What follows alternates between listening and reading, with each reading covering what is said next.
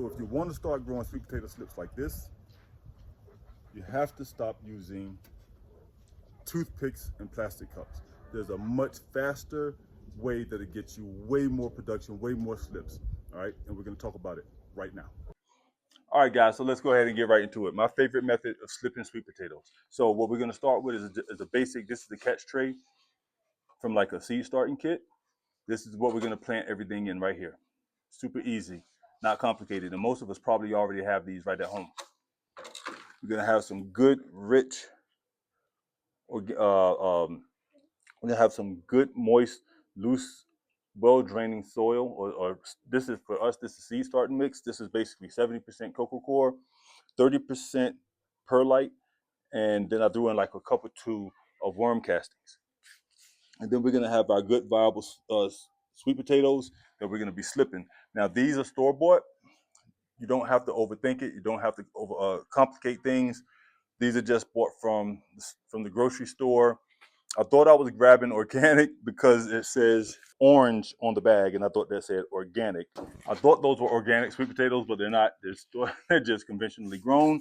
But whether they're organic seed potatoes from a big box store or a nursery, or conventionally grown from the grocery store, I'm gonna treat them all the same way. I'm gonna take them home, I'm gonna wash them, make sure I rinse any chemical, try to get as much of the chemical residue off of them as I can. If there's any up there, it's just a precaution that I take just to, increase my odds of these things actually slipping. All right, and that's it. And then my cocoa core mix is going to be this about the same moisture consistency as if I'm starting seeds. It's not too moist, not too dry. This is like perfect and right in between. And all I'm gonna do is take this tray, fill it with the bottom layer of soil. Just put some on the bottom, just like that, just like this, to create a nice bed at the bottom of the potatoes. And then from there, I'm gonna place my potatoes. One potato, two potato, three potato. You guys get the point, right? And I'm gonna place my potatoes like this. And then from there, I'm gonna come back and I'm gonna just dump a bunch of this mix right on top of these potatoes. And fill in the gaps, just like that.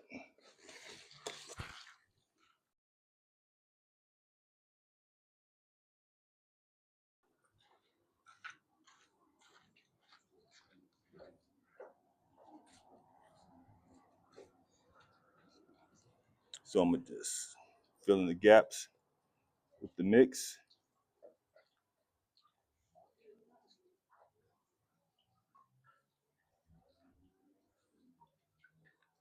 Leave a good portion of the potato exposed.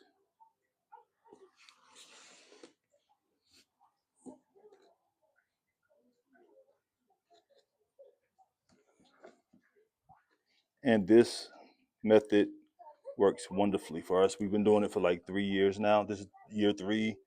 And I have no regrets of doing this. So if you are worried about the potatoes rotting, they won't rot. I mean, sometimes you can get a couple that'll rot, but it's not a big deal. And because I think that's more about the potato than it is about the mix that it's in. Because I've had potatoes in the same plant, or the same container. Like I have 4 or 5 potatoes in the same planter, and 1 or 2 will rot, and the rest of them will be fine. So I don't think that's.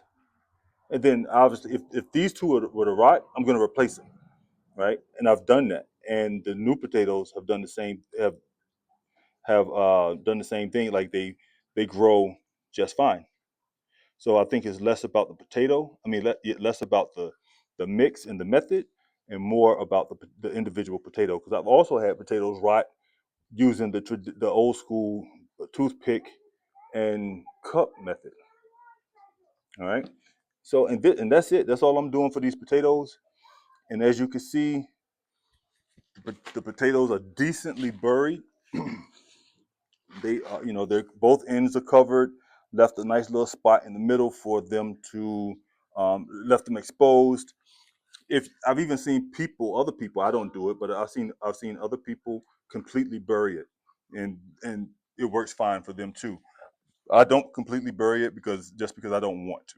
That's it. It's not because I don't believe in the method. It's just I don't feel the need to. If you're telling me that if I completely bury them, I'm going to increase my slip yield, then I'll start completely burying them, right? But for now, this has always worked, and I'm happy with it. That's cool. So that's our method. That's what I like to do in order to create our slips. But you still have the old school way or the other way of slipping them with the toothpicks and the cups. And before we go any further, let me just make sure that you guys understand this, that those methods work. They work. But the flaw that I think I see in those methods, that method of the Q-tip, the toothpick and the cup, the flaw that I see in that method is that when you puncture the sweet potato with the toothpick, in my mind, knowing and understanding how things work, like the human body, like plants in any other situation, right? Is that when that sweet potato starts to root, it's going to focus on healing those wounds before it's worried about slipping. That makes sense. So that's what I'm thinking, right? So that's why I think like the method works, but that's why I think it takes just a little bit longer to slip sweet potatoes that way than it does this way. Because this way, there's no damage to the potato. It's buried. It think it's time for it to reproduce, so it's going to start sending out roots and sending out slips. It's just that simple. Okay. So like I said, that method does work. However, I think that's the setback. That's the caveat to using that method is that you're damaging the potato in the name of getting more potatoes. In terms of the toothpick and cup method, you don't have to use the toothpicks. You're still gonna get sweet potato slips if you were to just take that sweet potato and put it in a cup and fill it full of water. You don't have to stick the toothpicks in it. You're still gonna get roots. You're still gonna get slips.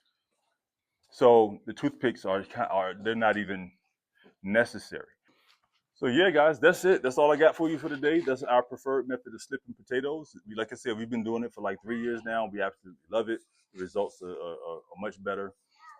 And honestly, it takes up less space on our plant station doing it this way than having like 10 or 20 different cups. And I'm worried about I have to put them in a tray and they got to be balanced right or so they can tip over and they can spill. And I don't have to worry about all that. This stuff is in a tray. I'm not worried about it tipping and falling over. Not worried about anything like that. So this is our preferred method of growing sweet potatoes. I hope you guys have enjoyed this video. Hopefully you found it useful. Hopefully you learned something. Hopefully I made you smile today, some way, somehow. Right? So hopefully I did something to make you smile today. And hopefully, like I said, hopefully this is beneficial information for somebody who may be starting sweet potatoes for the first time this year. Because I have run across some people who did not understand how sweet potatoes actually grow. They thought they grew like regular potatoes, in which they don't. I shared with you our favorite way of starting sweet potato slips every season. This is the way until something comes along that's better and faster and produces more slips. This is the way we're probably going to be using these slipping our potatoes. So now, with that being said, y'all, I said that the cup potato toothpick method, it works, right? So this is what we're going to do in the name of science, in the name of education, in the name of gardening. We're going to run an experiment side by side with this method right here to see which one actually produces more slips, which produces roots faster, slips faster, and the most slips. Okay, so we have 2 potatoes left over. These are some pretty large potatoes too. We have 2 large potatoes left over. What I'm going to do is tonight, right? As soon as this video is over, I'm gonna go use. I'm not gonna do the toothpick method. What I'm gonna do is I'm gonna use the water in the cup method, and I'm going to put these 2 potatoes. I'm gonna submerge half of them in water, and that's how we're gonna slip these potatoes right here. And we're gonna see which one is faster, which one produces the most slips. All right, and we're gonna write the date on it. Today is February 28th. We're gonna date them, and we're gonna have something quantifiable to say which one, this way worked better than this one, and all that good stuff, right? Yeah, that sounds like a good idea. That sounds like a plan. I'm excited to see the outcome of that, because from my past experience, like I said, this way has been a lot faster and a lot with a lot more slips. The traditional way. I mean the the way of burying the potato has been faster than just submerging the potato in water. Right. So we're gonna do that, like I said, in the name of science and gardening and education. How about that?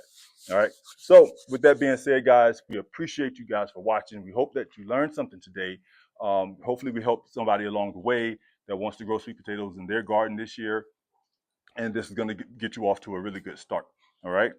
So if you like this video, if you found it entertaining or valuable in any way, please consider subscribing. Make sure you hit the like button to let us know that you appreciate content like this.